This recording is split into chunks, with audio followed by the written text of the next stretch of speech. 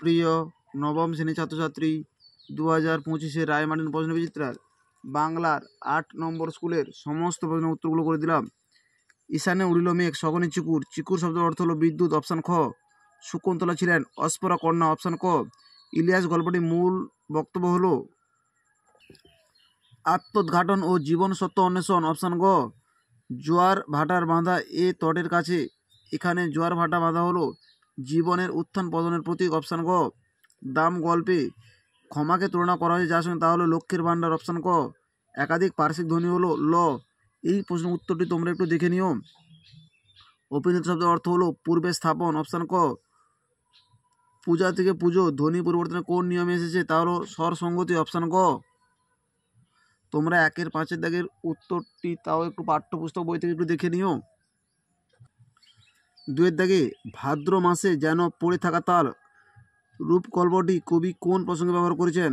তালকে ঝড় বৃষ্টির সাথে তুলনা করা হয়েছে, আর তালকে শিলের সাথে তুলনা করা হয়েছে। ধীবর বৃত্তাংশ নাট্যাংশে শেষে রাজশ্যালক ধীবরকে কিসের মর্যাদা দিয়েছিল? বন্ধুর মর্যাদা দিয়েছিল। অতিথিরা বাটি থেকে কুমিজ পান করতে করতে গল্প করেছিল। কুমিজ কি? 110 নম্বর পৃষ্ঠা 3-এর দাগের প্রশ্ন 13 দাগের প্রশ্নের উত্তরটি তোমরা দেখো। কুমিজ ঘটকির সংগৃহীত দুধ দিয়ে তৈরি এক ধরনের সুস্বাদু পানীয় হলো কুমিজ। মূলত ঘটকির সংগৃহীত দুধ দিয়ে তৈরি এক প্রকার সুস্বাদু পানীয় হলো কুমিজ।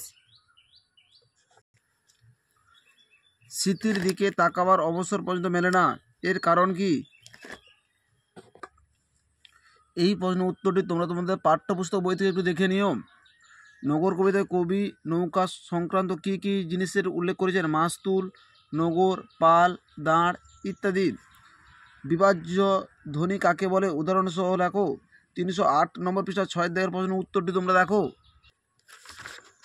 বিভাজ্য ধ্বনি কাকে বলে? এই প্রশ্নের উত্তরটি তোমাদের লিখতে হবে।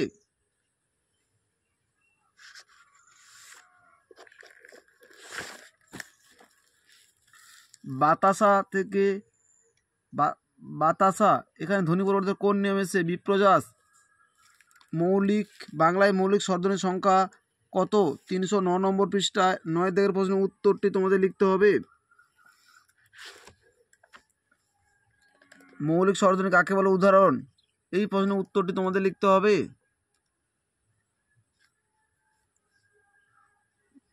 অ, আ, হস্যই, হস্যৌ, এ, ও, এ। বাংলায় বাংলায় স্বরধ্বনির সংখ্যাগুলি 7টি।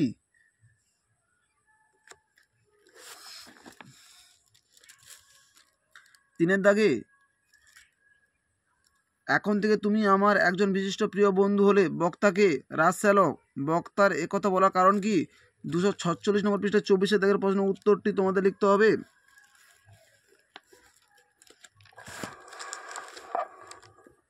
24 দাগের প্রশ্নের উত্তরটি তোমাদের লিখতে হবে।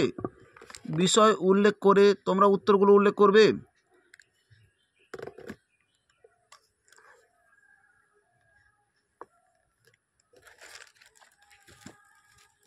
কলিঙ্গে সঙ্গরের সকল লোক যে জৈমিনী, সঙ্গর এর গদ্যরূপ হলো স্মরণ করা। জৈমিনীকে 13 নম্বর পৃষ্ঠা 44 থেকে প্রশ্নের উত্তরটি তোমাদের লিখতে হবে। জৈমিনীকে এই প্রশ্নের উত্তরটি তোমাদের লিখতে হবে।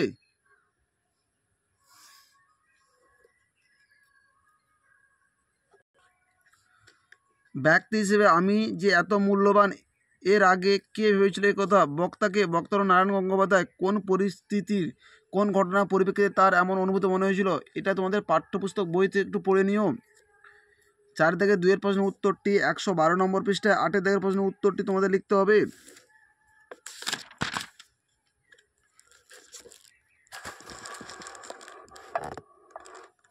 8 দাগের প্রশ্নের উত্তরটি তোমাদের লিখতে হবে।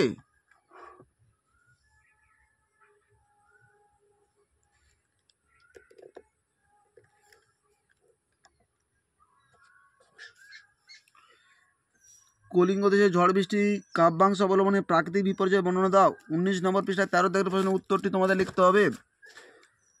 কলিঙ্গ দেশে ঝড় বৃষ্টির কবিতায় যে প্রাকৃতিক দুর্যোগের চিত্র অঙ্কিত হয়েছে তা পরিচয় দাও। 11 দাগের প্রশ্নের উত্তরটি তোমাদের লিখতে হবে।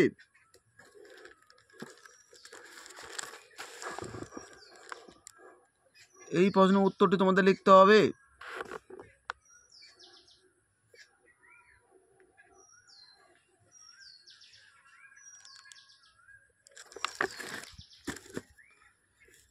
নোংর কবিতার নামকরণের সার্থকতা প্রতিস্থাপন করো। 22 নম্বর পৃষ্ঠায় নামকরণটি তোমরা দেখো।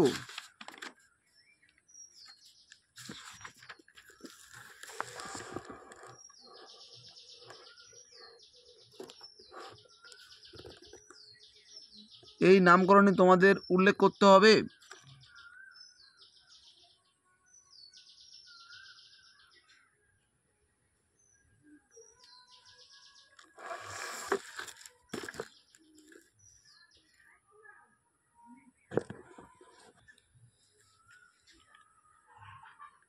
ছয়ের দাগে ইলিয়াস গল্প অবলম্বনে ইলিয়াসের চারিত্রিক বৈশিষ্ট্য লেখো। 115 নম্বর পৃষ্ঠা 4 দাগের প্রশ্নের উত্তরটি তোমাদের লিখতে হবে।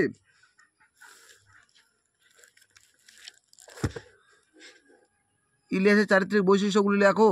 এই প্রশ্নের উত্তরটি তোমাদের লিখতে হবে।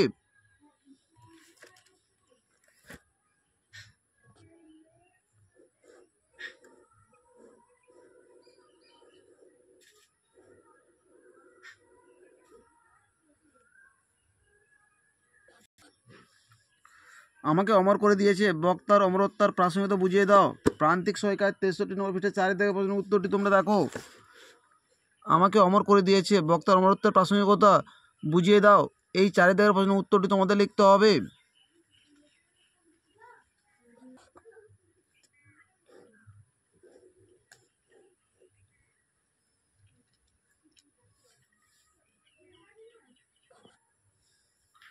প্রহ্লাদ যে সাহসিকতার বিবরণ, প্রহ্লাদ যে সাহসী যে বিষয়ে কোনো সন্দেহ নেই। প্রহ্লাদের সাহসিকতার পরিচয় দাও।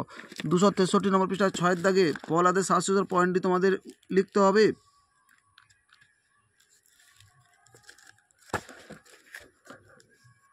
প্রহ্লাদের সাহসিকতার পরিচয়, এই পয়েন্টটি তোমাদের লিখতে হবে।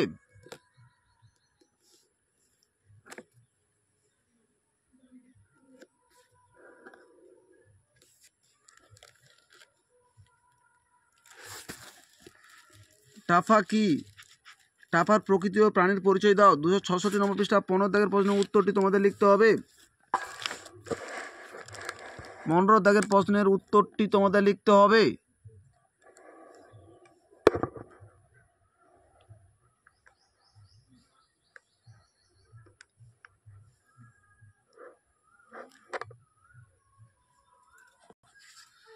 আটের দাগের ভাব সম্প্রসারণের উত্তরটি প্রান্তিক সহায়িকায় 112 নম্বর পৃষ্ঠায় 56 দাগের প্রশ্নের উত্তরটি তোমাদের লিখতে হবে।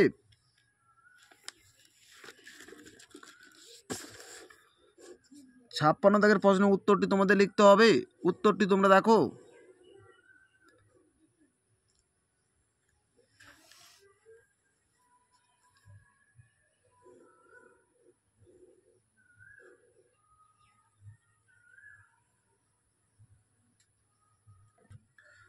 আমাদের ভিডিওটি যদি তোমাদের ভালো লেগে থাকে তাহলে তোমরা লাইক করো, শেয়ার করো, কমেন্ট করো।